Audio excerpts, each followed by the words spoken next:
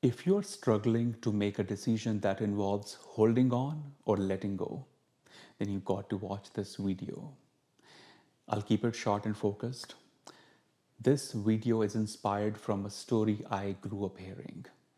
The story is of a teacher who used to teach meditation in the Himalayan mountains. One day, this teacher was walking down the hill after his teaching session and he slipped from the hill. And next thing he knows, he's hanging onto a branch of a tree, feeling scared, freaking out that I'm just hanging on to the tree. What's going to happen now? So he starts screaming, yelling in anger. He's beating himself up in the mind. Why did I took this route? Why I didn't take the other one? It's getting late. Some wild animal will come. I'll become their snack. Or if I fall down, I'm going to just die of the cold winter, the weather, but also the body fractures. So he's scared to death. After a few minutes of screaming and having these fearful narratives, he realizes, I'm a meditation teacher. I should handle this better. I can't be screaming and yelling. So, good thing, right? The awareness steps in. He's still hanging onto the branch. So, what he does, he starts to breathe in and breathe out. And he also starts to do the mantra that he teaches to all the students. The mantra reminds to listen to the inner voice. So maybe mantra like Soham, I am awareness. That's the mantra I teach to my students. So let's say he was doing Soham, I am awareness. And now he's hanging onto the tree and he's inviting that inner voice for help. What do I do? And guess what? The inner voice shows up. And the voice tells him, let go of the branch. And he's like, no, I can't, I won't let go of the branch. If I do, I'll fall down. I'm dead within the next 30 seconds then. Or maybe I'll live a life that is not even worth living because I don't know how many muscles, how many bones I'll break. So he holds on to it even stronger and again meditates. Again, the answer comes, let go of the branch. He doesn't do it. It continues to happen. Long story short, next day he wakes up in hospital, half paralyzed, and his family is sitting around him. And he's sad. He gets to know he's half paralyzed. And when the doctor comes, he said, this is winter season, so it might be tough for a while, but after a month or two, when the weather changes, you'll feel the sun and you'll be better. You'll be able to walk in next 2 to 3 months. We recommend meditation, yoga, all the things you teach.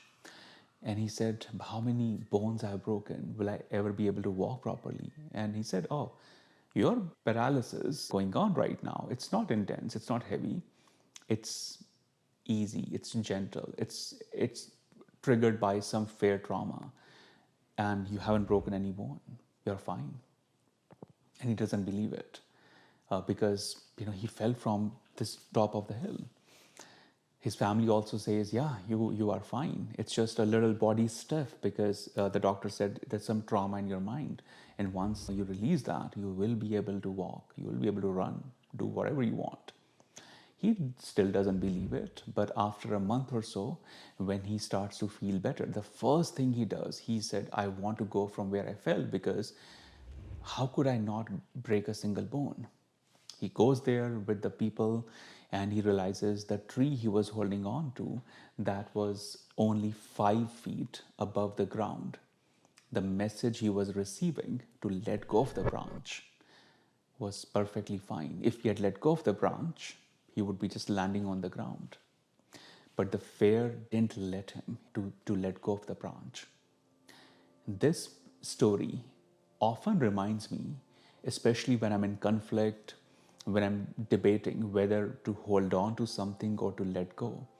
I ask myself, what's the underlying story here? Why I'm not letting go of this branch? What's the underlying fear that's making me hold on to it even tighter, even stronger?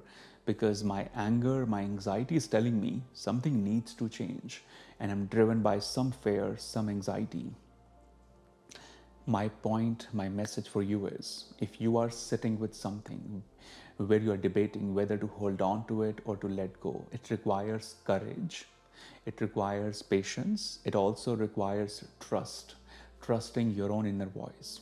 The chances are, if you take a decision that may or may not go as per your expectation, but you will know one thing. What's the language of your intuition, how it's communicating with you. Do not make this decision in too much anger, too much love, too much hate, too much of any emotion. First, bring your emotions to a neutral, a witnessing consciousness level where you are breathing in, breathing out. Do it for a day or two.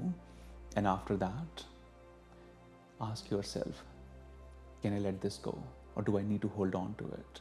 The answer will come. It may not be the perfect answer because life doesn't have perfect answers. It's not meant to have a perfect template based answer. Life is a series of moments. You got to live each moment and it will keep revealing the next and the best version for you. I hope this story was inspiring. I hope it was helpful. And if it was, do share a comment. Do let me know what you think, and I'll see you in the next video.